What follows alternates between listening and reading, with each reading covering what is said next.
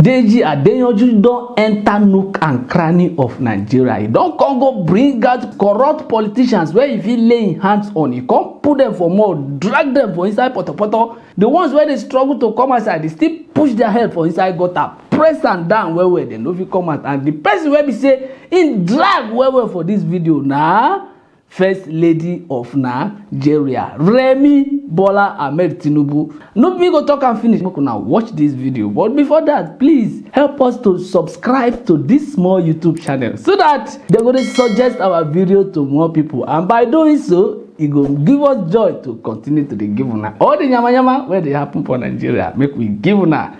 Thank you. My name na Rocky Yusuf. It's on the nation. And I must also add that the productive sector of our economy are the young people.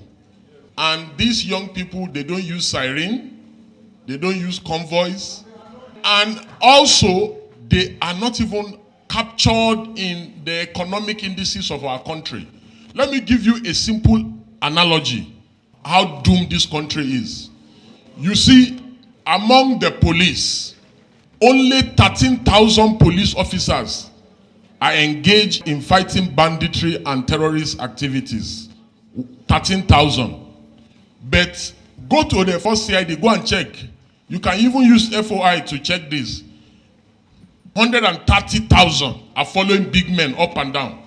In the Senate alone, and that's Senate and House of Reps, alone, there are 3,600 police people attached to these jobless senators and House of Rep people.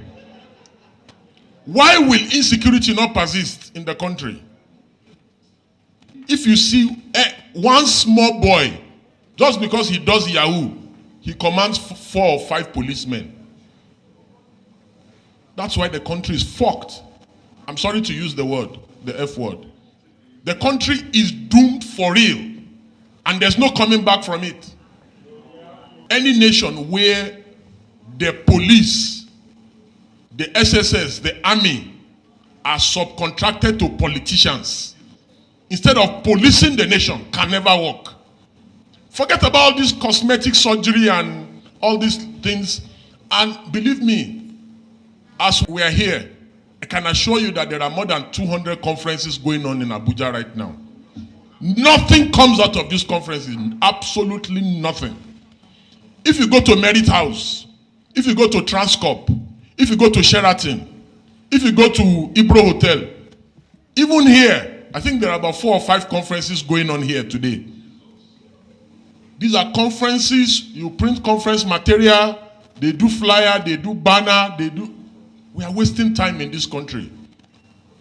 Nigeria needs active citizens who will just wake up early in the morning on a fateful Wednesday or Thursday or Friday and occupy the entire nation and demand for reform and demand that these armed robbers, these buccaneers who are in the National Assembly, that they must stop stealing.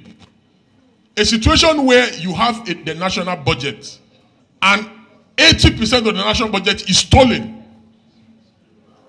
In a country, somebody stands in a church and says, lion carried him on his back. And people actually believe. So how do you want such a nation to work? And again, can you really blame them? You can't blame them because go and check all nations of the earth where governments have failed, people turn to God and religion. Are you not surprised that Nigerians are calling on God of Israel, but Israel is calling on Iron Dome for protection? So having said that, it's also important to say that if not for social media, where will we have been able to see the Akpabios of this world that will tell citizens and insult them that while you are protesting, I'll be eaten? You know, if not for social media, how would we have seen Yahaya Bello resisting arrest by EFCC? If not for social media, how will we have been able to see the First Lady fooling around planting something in her backyard? And that is the only way to develop an economy. If not for social media, how will we have been able to know the abracadabra of Dangote and the NMPC and all their wuru-wuru? If not for social media, how will we have been able to see the miracle of Off Your Mic? You remember when the other man was accused of stealing 80-something billion naira, and he suddenly, immediately they started asking him questions in the National Assembly. He fainted. You know, if not for social media, how will we have been able to see the exposure of tribal bigots online who tells Igbos not to vote in Lagos in their own country on election day? If not for social media, how will we have been able to see the level of brigandry during elections and electioneering, where Edo election is just coming up in a few days? The last election in Edo, a reporter was reporting that APC is sharing 5,000, PDP is sharing 5,000. Everybody is collecting and everybody is happy. If not for social media, how will we have been able to see those unethical practices? Again, if not for social media, how will we have been able to see the young man from China who exposes corruption and skill, the lecturer from Kano, Dambelo, who is Tulumbu's friend?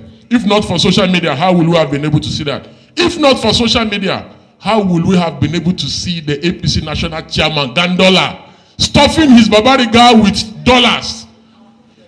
This is what they want to regulate. Don't allow them to regulate social media. Social media remains the conscience of the citizenry. If not for social media, how will you have been able to know that they have renamed Nigeria Federal Republic of Rice? Every problem, they believe that rice is the solution. If not for social media, finally, I know my time is up, and I'm so sorry. If not for social media, how will we have been able to harness the power and the dynamism of the youth during End SARS, End Bad Governance, and other social changing events? Social media has become a tool of mobilization.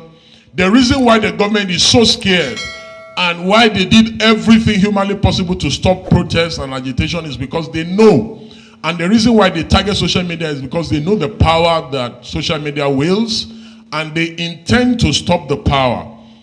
And in closing, if not for social media, how will we have been able to know all the exposures of corruption in the society? For instance, there is a young man in any school, anybody filling form to go study computer science, a waste of time.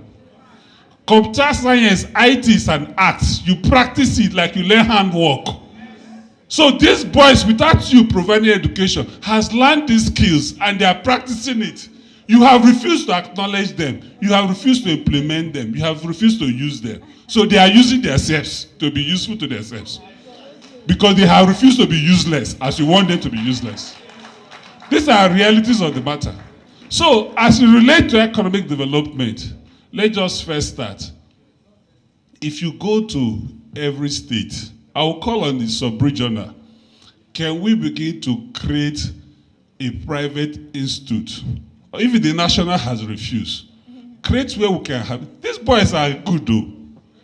Do you know what it takes when you see them? See, it's because when you, the problem is most people driving our government, they don't relate with the millennial, neither could they understand the Gen Zs. The Gen Zs don't believe I need to wear suit to go to work. I need to sit at home and earn an income. And you have refused to accept it. The dynamics of employment, the dynamics of skills, and utilization of skills has changed.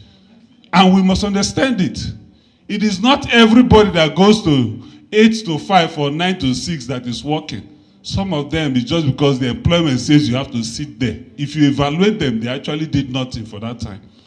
But these boys stay awake till 2 a.m., stay awake till 3 a.m., tracking traffics of communications. Bros, it's not easy. Let's acknowledge this work. It is the stupidity of our system. It is the stupidity of our government to have harvested them and utilize it well. I have lived a life to have worked with this, and I work with the Gen Z. When I hire you, do you know what I tell you? when do you want to work? Some of them want to sleep till 10 and wake up and go and play and start working by 9 and work till 7 a.m. in the morning, and you say they are not working because they didn't bath and go to one office. Your head. You know. So for the sake of economic development, we need to change the model of realities of employment. We need to change the model of reality of skills training. So my recommendation is we can comfortably create a system if the government is willing and ready, because that system will work for us. I can set up a system where we'll track them, bring them in bros. Say you know how to hack every phone. Yes, no problem. UBA, please begin to pay this guy 1 million naira every month. Let him be tracking every phone for us. And you begin to see the banks being protected. Because as you block one, they will change formats. The format is very dynamic. And once they get one format, they share it, and the boys will go on. The format will work. Once that format is expiring, another one is coming up. So it's dynamic. Bros, speak for yourself. I may be a patron. Don't bother. So, having lived this life, you know when I spoke up there, I told you, 22 years ago, I was licensed as an ethical hacker. We get paid. In Nigeria, there's no ethical hacker. So why? The system can create it. Do you know what ethical hacker do? Because you're licensed, you can't perpetrate any crime. What you do is that you begin to check for holes in a system. And there's no system that you have created that I will track in 1 minute or 60 seconds. I must detect a hole I can enter and do damage and come out. Every system you set in cybersecurity network must always have a 13 seconds lap. That is how it's built. That 13 seconds lap is for maintenance. So it will take somebody to track it per second to be able to detect that 30-second lapse. Once he detects that backhoe, he can enter and come out. Once he confirms it, he begins to deal with that. So if we have people, we have over 1 million Nigerians that have trained themselves on that, bros, we can hire them. That employment will help and there will be development. I don't want to dive deep into it, but the economic benefit is so enlarged and we can tap into it. If we don't do it early, you will begin to see magic that will happen in our elections. It is just a case of compare vote A plus vote B, assign the highest vote to who I like, and that is how the result will come out. And we are close to it. Because it doesn't take anything. When you now say electronic transmission, my job will just be to sit one place and be tracking the packet as they're moving and reassigning it to who I want. And I'll win the election. It's very simple. Thank you. Thank you. Help us to subscribe to this small YouTube channel so that they're going to suggest our video to more people. And by doing so, it will give us joy to continue to the give una. All the yama where they happen for Nigeria, make we give una. Thank you. My name na Rot Yusuf.